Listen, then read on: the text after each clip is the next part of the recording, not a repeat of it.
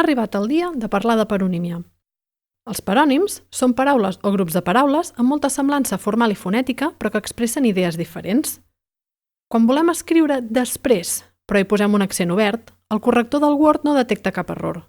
Vol dir que podem escriure així després de sopar? És una vocal tancada, ha de dur accent tancat. Després, amb accent obert, és el participi del verb desprendre. La roca s'ha desprès. I passa una cosa semblant amb altres parells de paraules. Comptar i contar, rosa i rossa, i alerta amb aquest, alvocat, advocat. I amb aquestes paraules l'encertem sempre? Em sembla que no. Em sembla que ara sí. Hem encertat perquè em, amb veu oberta, porta H i amb la vocal neutra, va sense H. I la cosa es complica. Si desplacem la síl·laba tònica de paraules com acabat i sortint, canvia el significat i la grafia. Acabat, acaba't. Ja he acabat, acaba't la sopa.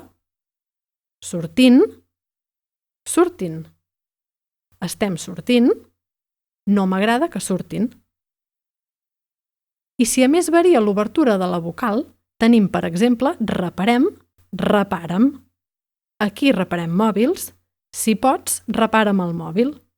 O diguem, digue'm. Vols que t'ho diguem? Digue'm tiquismiquis. Digue'm és una forma escurçada de l'imperatiu digues-me.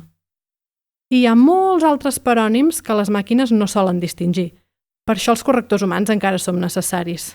Pau i que duri.